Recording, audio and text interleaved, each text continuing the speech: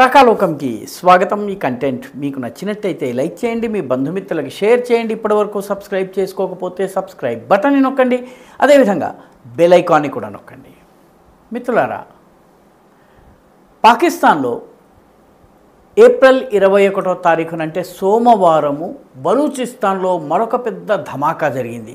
అయితే పాకిస్తానీ ఆర్మీ, పాకిస్తానీ ప్రభుత్వము, పాకిస్తాన్లో ఉన్నటువంటి మీడియా సంస్థలు ఈ వార్తని పూర్తిగా బ్లాక్అవుట్ చేసినాయి. ఈసారి జరిగిన దాడి చాలా సాహసోపేతమైనటువంటి దాడి. బలూచ్ తిరుగుబాటుదారులు ఏకంగా పాకిస్తాన్కి చెందినటువంటి ఫ్రాంటియర్ కోర్ అంటే ఇరాన్ బలూచిస్తాన్ల సరిహద్దును కాపాడేటటువంటి బాధ్యత ఉన్నటువంటి ఫ్రాంటియర్ కోర్కి సంబంధించిన స్థావరం మీద దాడి చేశారు.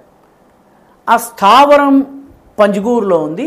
ప్రస్తుతము వాస్తవం చెప్పాలన్నట్టయితే పాకిస్తాన్లో, ముఖ్యంగా బలూచిస్తాన్లో ఉన్నటువంటి గ్రామీణ ప్రాంతాల్లో పాకిస్తాన్ యొక్క ప్రభుత్వం పనిచేయటం లేదు. కొన్ని పట్టణాలకు క్వెటా వంటి, పంజ్గూరు వంటి, ముష్తాంగ్ వంటి కొన్ని పట్టణాలు, గ్వాదర్ వంటి కొన్ని పట్టణాలకు మాత్రమే ఈరోజు పాకిస్తానీ ప్రభుత్వం పరిమితమయ్యింది. దాని ఆనవాళ్లు కనిపిస్తాయి, కొన్ని కార్యాలయాలు కనిపిస్తాయి, కొందరు ఉద్యోగులు కనిపిస్తారు. అయితే ఈ తాజా దాడి ఏదైతే ఉందో, లేటెస్ట్ అటాక్ ఏదైతే ఉందో, ఇది పంజ్గూర్లో జరిగింది. పంజ్గూర్ ప్రాంతములో అక్కడ ఫ్రాంటియర్ కోర్కి సంబంధించిన స్థావరం ఉంది. హై సెక్యూరిటీ జోన్ ఇది. ఏప్రిల్ 21న వాస్తవానికి తెల్లవారుజాము నుంచే మొత్తం ఏరియా అంతా కూడాను బ్యారికేడ్ చేయడం జరిగింది. బ్యారికేడ్ చేసి రాకపోకల్ని, వాహనాల రాకపోకల్ని పూర్తిగా నిలుపు చేశారు. మొత్తము ఆ కంటోన్మెంట్, ఆ స్థావరానికి చుట్టుపక్కల ప్రాంతం అంతా కూడాను బ్యారికేడ్ చేసేశారు. అదేవిధంగా చాలామంది ప్లెయిన్ క్లోత్స్లో ఉన్నటువంటి మామూలు సీదాసాదా వ్యక్తుల్లాగా, హోటల్లో టీ తాగే వ్యక్తిలాగా, లేకపోతే ఏదో ఒక వస్తువు కొనుక్కోవడానికి బజార్లోకి వచ్చిన వ్యక్తిలాగా, లేకపోతే బిచ్చం ఎత్తుకునేవాడిలాగా రకరకాల వేషాలలో ఇంటెలిజెన్స్ అధికారులు చుట్టుపక్కల ప్రాంతాలని స్కాన్ చేయడం ప్రారంభించారు. సరిగ్గా 8:30 ప్రాంతంలో ఒక హెలికాప్టర్ వచ్చి ఈ పంజ్గూర్లో ఉన్నటువంటి ఫ్రాంటియర్ కోర్ స్థావరంలో, కంటోన్మెంట్లో దిగింది. హెలికాప్టర్ దిగిన తర్వాత అందులో కొందరు పాకిస్తాన్ బలూచ్ లిబరేషన్ ఫ్రంట్కి చెందినటువంటి తిరుగుబాటుదారుల దగ్గర ఉన్న సమాచారం ప్రకారము పాకిస్తాన్ ఆర్మీకి చెందిన ఉన్నతాధికారులు వస్తున్నారు కాబట్టి ఈ ముందు జాగ్రత్త చర్యలు చేపట్టడం జరిగింది. ఎందుకంటే పాకిస్తాన్ మిలిటరీ నుంచి, దాని పోలీస్ నుంచి, అదేవిధంగా ఫ్రాంటియర్ కోర్ నుంచి బలూచ్ లిబరేషన్ పోరాటం చేస్తున్నటువంటి వాళ్ళు ఎవరైతే ఉన్నారో వాళ్ళకి సమాచారం అందుతుంది, టిప్ ఆఫ్స్ అందుతున్నాయి. కానీ బలూచ్ లిబరేషన్ ఫ్రంట్ కానీ, బలూచ్ రాజీ అసోయ్ సంగార్ అనేటటువంటి BRAS, ఇప్పుడు అన్ని తిరుగుబాటుదారు సంస్థలన్నీ కలిపి ఏర్పాటు చేసుకున్నవి, వీటికి సంబంధించిన సమాచారము పాకిస్తాన్ ఆర్మీకి దొరకటం లేదు. అయితే ఈ హెలికాప్టర్ రావటము, హెలికాప్టర్ దిగిన తర్వాత బలూచ్ తిరుగుబాటుదారులకు అందిన సమాచారం ఏంటంటే, పాకిస్తానీ ఆర్మీకి చెందినటువంటి ఉన్నతాధికారులు వచ్చారు.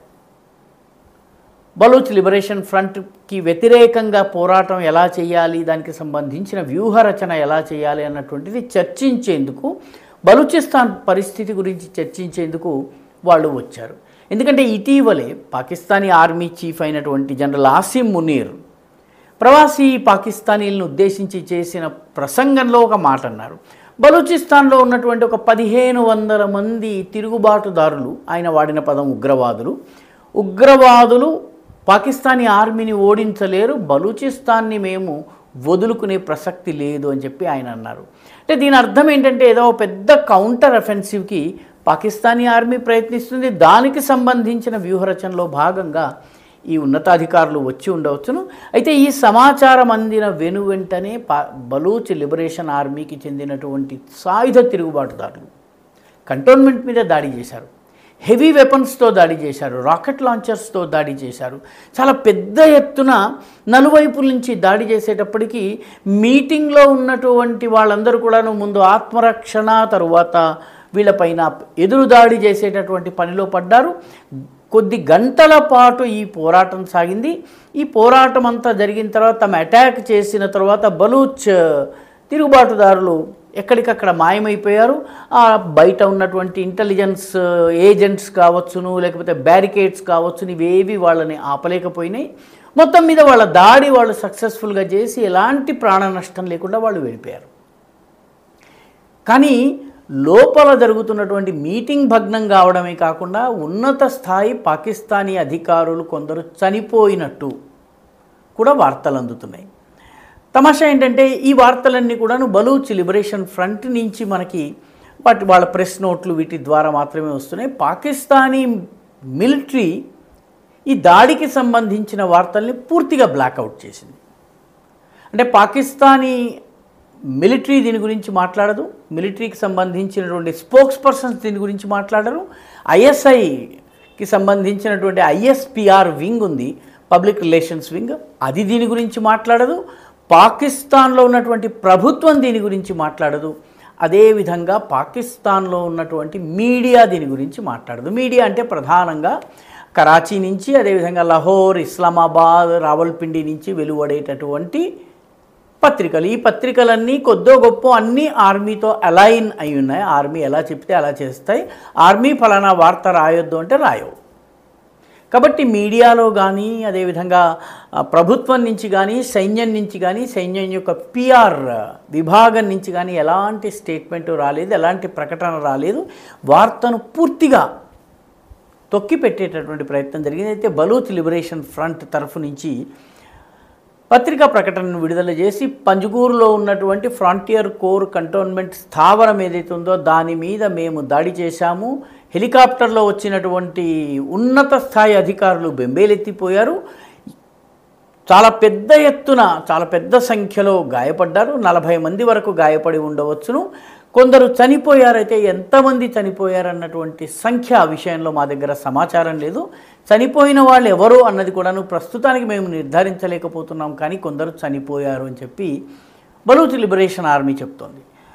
అది ఒక ప్రకటనను జారీ చేసి ప్రకటన ద్వారా తెలియజేస్తుంది. అది పాకిస్తాన్ మాత్రము ఈ వార్తని పూర్తిగా బ్లాక్అవుట్ చేసింది. తమాషా ఏంటంటే ఇదే రోజున ఏకకాలంలో దాదాపుగా ఏ సమయంలో అయితే ఈ పంజగూరులోని కంటోన్మెంట్ మీద దాడి జరుగుతుందో దాదాపుగా అదే సమయంలో ముష్తాంగ్లో దాడి జరిగింది. అదే సమయంలో మరొక పట్టణం మీద దాడి జరిగింది. మొత్తము 3 చోట్ల ఒకే సమయంలో దాడులు జరిగినాయి, కొద్దిగా అటు ఇటుగా. ఈ 3 దాడుల్లో కూడాను పాకిస్తానీ ఆర్మీకి, పాకిస్తానీ పోలీస్ కావచ్చు, పాకిస్తాన్కి సంబంధించినటువంటి మిగతా ప్రభుత్వ ఏజెన్సీలకు సంబంధించినటువంటి వ్యక్తుల ప్రాణ నష్టం జరిగింది. పాకిస్తాన్ ఈ 3టికి సంబంధించి వివరాలు ఇవ్వడం లేదు. ఏప్రిల్ 15న జరిగినటువంటి దాడుల విషయాన్ని పాకిస్తాన్ ఏప్రిల్ 20వ తారీఖున అంగీకరించింది. ఏప్రిల్ 20న కానీ 15న జరిగినటువంటి దాడి గురించి మాట్లాడలేదు. అంటే దాని అర్థం ఏంటంటే ఈ దాడి గురించి కూడాను నిదానంగా వార్తలు పాకిస్తాన్ నుంచి బయటకు వస్తాయి. ఎందుకంటే చనిపోయినటువంటి సైనికుల శవాలు ఇళ్లకైతే వెళ్ళాలి కాబట్టి అప్పుడైనా వార్త రాక మానదు. కానీ ప్రస్తుతానికైతే పాకిస్తాన్ వార్తల్ని బ్లాక్ చేసింది. ప్రస్తుతం వాస్తవం ఏంటంటే బలూచిస్తాన్ మొత్తం పాకిస్తాన్లో దాదాపు 50% భూభాగం ఒక్క బలూచిస్తాన్లోనే ఉంది. బలూచిస్తాన్లో జనాభా తక్కువ ఉంటుంది కానీ ఖనిజాలు, రకరకాల విలువైనటువంటి పదార్థాలు, రేర్ అర్త్ మినరల్స్ ఇవన్నీ కూడాను చాలా పెద్ద ఎత్తున లభ్యమవుతాయి. వీటి వల్ల పాకిస్తాన్ వీటిని ఎక్స్ప్లోర్ చేయటము, వీటిని ఆ తర్వాత ఎక్స్పోర్ట్ చేయటం ద్వారా పాకిస్తాన్ ధనాన్ని ఆర్జిస్తోంది. కానీ బలూచిస్తాన్ని పేదగానే ఉంచుతోంది. ఇప్పుడు దీనిపైన ప్రజలు తిరుగుబాటు చేస్తున్నారు. మెయిన్ పట్టణాలు కొన్ని, క్వెటా కావచ్చును, గ్వాదర్ కావచ్చును, పంజగూరు కావచ్చు, ముష్తాంగ్ కావచ్చు, ఇటువంటి కొన్ని పట్టణాలని వదిలేస్తే ప్రస్తుతము 90% ఆఫ్ బలూచిస్తాన్, ముఖ్యంగా గ్రామీణ బలూచిస్తాన్లో పాకిస్తాన్ ప్రభుత్వపు ఆనవాళ్లు కానీ జాడలు కానీ లేవు. ప్రభుత్వ అధికారులు లేరు, కార్యకర్తలు లేరు, ఆఫీసులు లేవు. ఏ రకమైనటువంటి గవర్నమెంట్ అనేది అక్కడ లేదు. అంటే దాదాపుగా 95% భూభాగం విముక్తమైంది. మెయిన్ పట్టణాలను కొన్నిటిని మాత్రము పాకిస్తానీ ఆర్మీ పట్టుకుని ఉంది.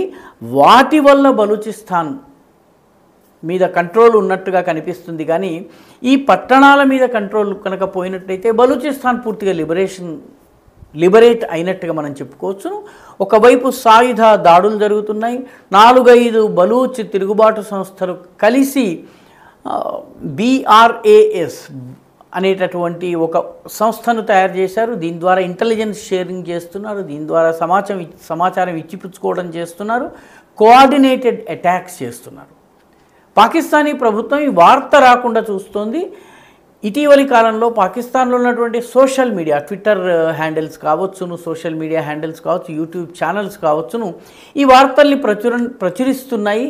మెయిన్ స్ట్రీమ్ మీడియాని కంట్రోల్ చేసిన వీళ్ళు ప్రచురిస్తున్నారు. కాబట్టి వీళ్ళందరిపైన పాకిస్తాన్ వీళ్ళందరికీ హెచ్చరికలు జారీ చేసింది, వీళ్ళపైన నిఘా ఉంచింది.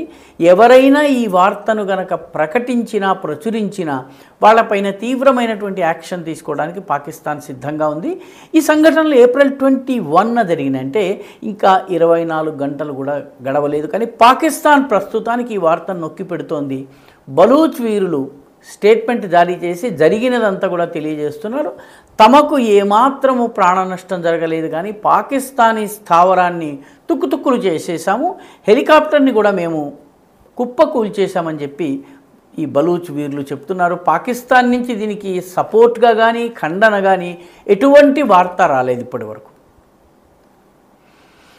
ఈ వీడియో మీకు నచ్చినట్టయితే లైక్ చేయండి, షేర్ చేయండి, ఈ ఛానల్కు సబ్స్క్రైబ్ చేయండి. మీ అభిప్రాయాన్ని కమెంట్ల రూపంలో తప్పనిసరిగా పంపించండి.